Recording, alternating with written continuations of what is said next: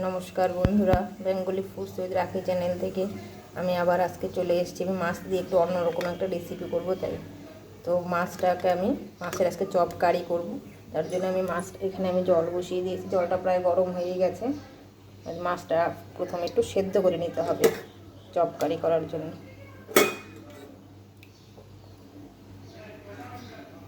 একটু নুন দিয়ে দিচ্ছি। মাছটা এখন সেদ্ধ হোক, ততক্ষণ আমি মাছের মশলাগুলো করে নিই। মাছটা সেদ্ধ হয়ে গেছে, আমি এখন মাছগুলোকে উঠিয়ে নিচ্ছি। উঠিয়ে আমি এখন এগুলোর থেকে কাটা ছড়িয়ে নেব। একটু ঠান্ডা হলে এগুলোর থেকে আমি সব কাটা বের করে নিই। ঠান্ডা হয়ে নিই। মাছ থেকে সব কাটাগুলো আমি বের করে নিয়েছি, নিয়ে ভালো করে চটকে নিয়েছি। আর এখানে কয়েকটা আলু সেদ্ধ করে ঠান্ডা করে নিয়ে ভালো করে গ্রেট করে নিলাম। এখন আমি এর মধ্যে যা যা দেবো, এটা হলো এখানে একটু পেঁয়াজ বাটা, অল্প লঙ্কা বাটা,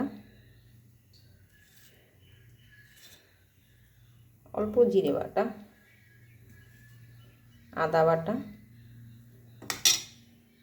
পরিমাণ মতো লবণ, হলুদ,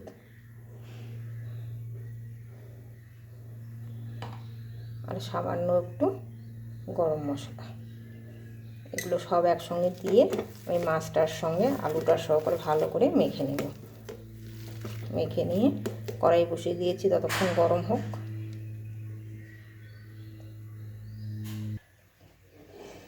তেলটা গরম হয়ে গেছে, তো আমি এরকম করে হাতে একটু তেল মেখে নিয়ে তারপরে বড়াগুলো কিন্তু শেপ করবেন, নাহলে আটকে যায় হাতে।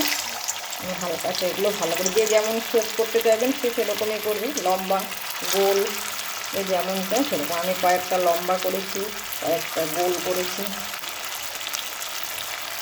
এগুলো হালকা আছে ভালো করে ভাজতে দিতে হবে।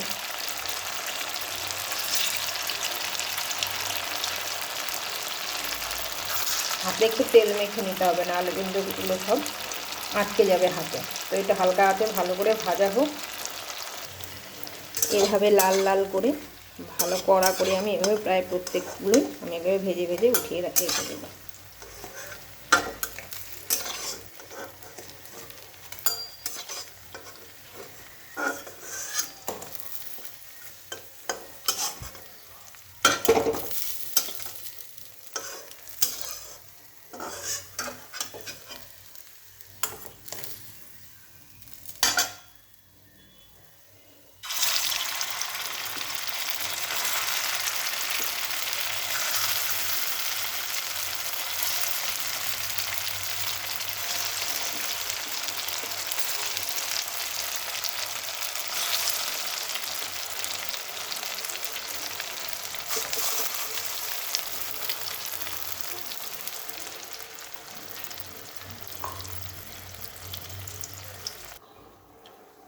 সব মাছের চাপগুলো ভাজা হয়ে গেছে, তো আমি এখন সেই তেলের মধ্যে সোমবার দিয়ে দেবো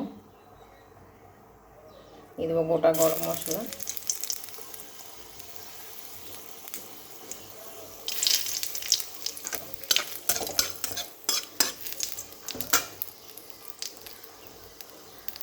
গোটা জিরে,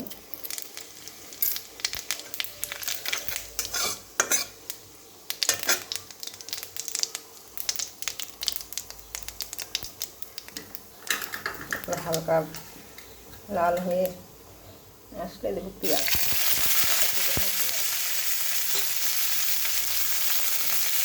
হালকা ভাজা হোক, একটু তেল দিয়ে দিতে হবে।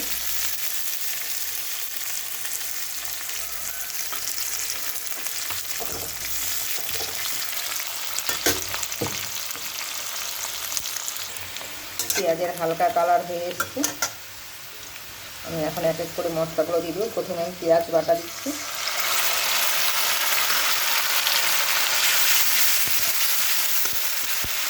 পেঁয়াজটা হালকা ভাজা হোক। এখন দেবো আমি জিরে বাটা,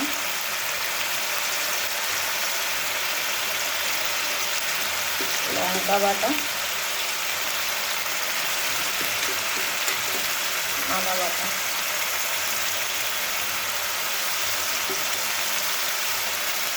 টমেটোটাও বেটে নিয়েছি। এটার মধ্যে টমেটোটা বাটা মানে বেটে দিলে ভালো হবে। সামান্য একটু জল দিয়ে দেবো।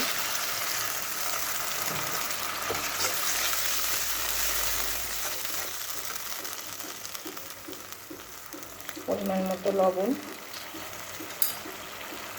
হলুদ,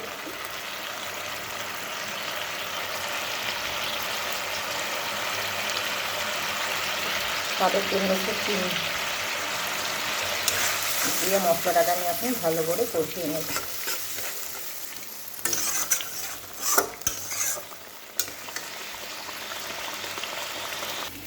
মশলাটা এখন ভালো করে ভাজা হয়ে গেছে।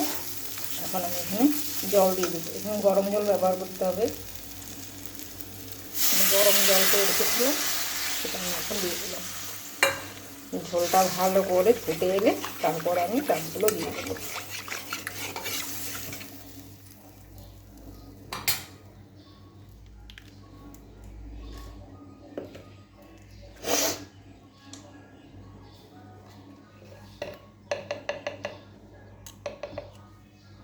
এখানে আমি অল্প গরম মশলার গুঁড়ো দিয়ে দিচ্ছি। ঝোলটা এখন ভালো করে ফুটে আসুক। ঝোলটা ফুটে এসছে ভালো করে। আমি লবণ মিষ্টি দেখেও নিয়েছি, সব ঠিক আছে। এখন আমি মানে মাছের চাপগুলো দিলে তো আর বেশি জাল করা যাবে না, সেই জন্য আমি ভালো করে ঝোলটাকে ফুটিয়ে নিয়েছি। এখন আমি এগুলো দিয়ে